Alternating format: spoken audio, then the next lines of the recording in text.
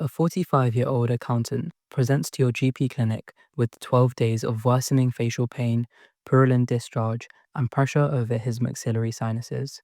His symptoms briefly improved, but are now worse, a classic double sickening.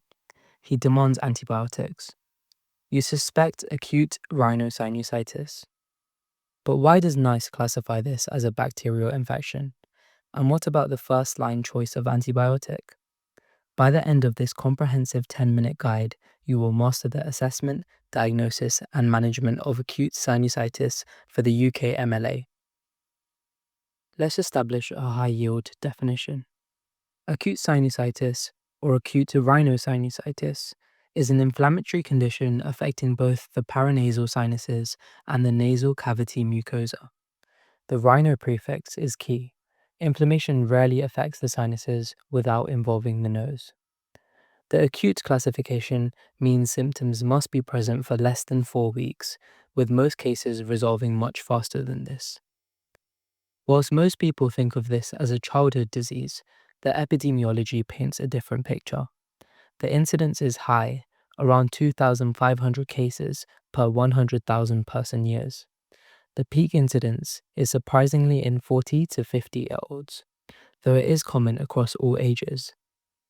The core etiology is multifactorial, but key predisposing factors include a recent viral upper respiratory tract infection, which is the overwhelming trigger, with 1 to 2% progressing to bacterial infection, anatomical obstruction, which can include nasal polyps, septal deviation, or concha bullosa, which physically blocks the drainage pathway, local infection, such as a recent dental extraction or active rhinitis, and finally lifestyle and exposure, which can include active or passive smoking and activities that cause pressure changes such as swimming or diving. So, moving on to the anatomy, the sinuses are air-filled, bone-lined cavities that are normally sterile. They produce mucus, which is moved by tiny hair-like structures called cilia towards small openings called ostia. The ostia drain into the nasal cavity. The physiological function is twofold: to lighten the skull and to humidify and filter the air. The continuous mucociliary clearance through the ostia is the primary defense against infection. The chain of pathology starts when a viral upper respiratory tract infection, often rhinoviruses or respiratory syncytial virus, causes intense inflammation and edema in the nasal and sinus lining. This can cause obstruction, and the swelling, particularly around the narrow ostia, causes a complete blockage of drainage. This causes stasis and hypoxia. Mucus becomes trapped, and the lack of ventilation leads to a low oxygen environment, impairing the immune system and mucociliary clearance. This can then lead to a bacterial superinfection. The stagnant, warm, hypoxic pool of mucus is a perfect culture medium. If the blockage persists for days, secondary bacterial superinfection can occur.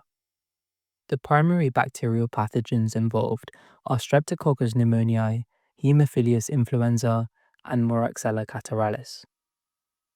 The clinical picture is defined by two major criteria.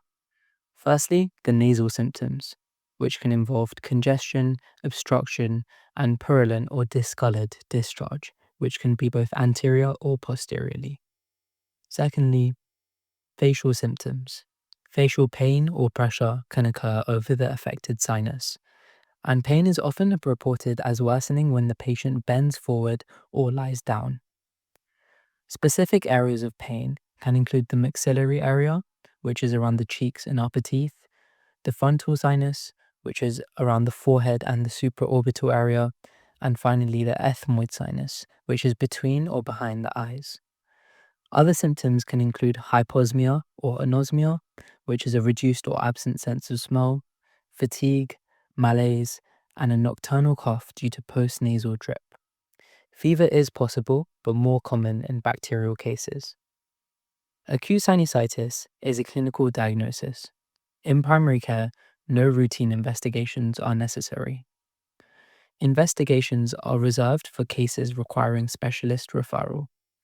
A CT scan of the paranasal sinuses can be indicated if symptoms persist beyond 12 weeks, which suggest chronic sinusitis, or also to look for underlying anatomical cause.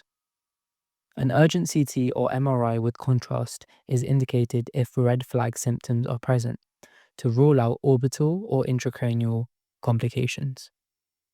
The critical step is diagnosing bacterial superinfection, as NICE only recommends antibiotics for severe presentations. Bacterial acute rhinosinusitis is likely if symptoms are severe at onset, they persist for more than 10 days and are still worsening, or if they have a biphasic or double thickening pattern, which can include an initial improvement followed by worsening. Key differential diagnoses include the common cold or viral rhinitis. In this, symptoms usually peak and resolve by 7 to 10 days without the severity of pain. Allergic rhinitis, which can include clear, watery rhinorrhea, often with sneezing and itching, lacking the fever or purulent discharge. A dental abscess, where pain is localized to a specific tooth and is not relieved by clearing the sinuses. A migraine or tension headache, which can lack the prominent nasal congestion and purulent discharge. And finally, a nasopharyngeal carcinoma. This is a red flag and must be excluded if there is persistent unilateral symptoms, especially in older adults. The first principle of management is supportive care. The vast majority of patients receive analgesia, such as regular paracetamol or ibuprofen, and a nasal spray, which can include intranasal corticosteroids. These can be considered if symptoms persist for more than 10 days. Nasal saline washes can also be beneficial. The second principle is antibiotics. Oral antibiotics are not routinely required. They should only be reserved for patients with severe presentations or those who fail to improve after 10 days of conservative management.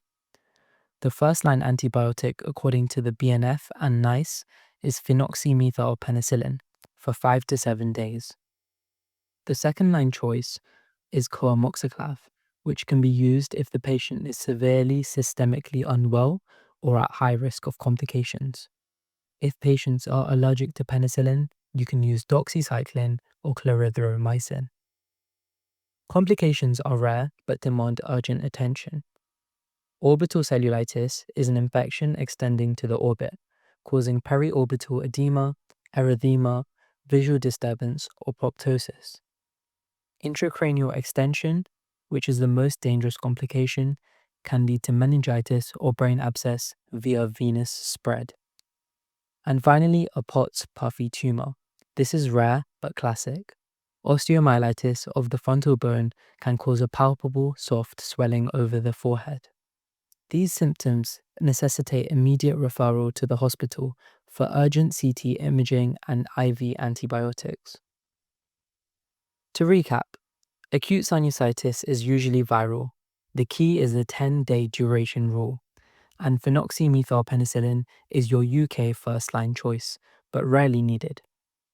Always rule out those intracranial and orbital red flags. If you found this video helpful for your UKMLA revision, please like, subscribe, and let me know in the comments what topic you'd like us to tackle next.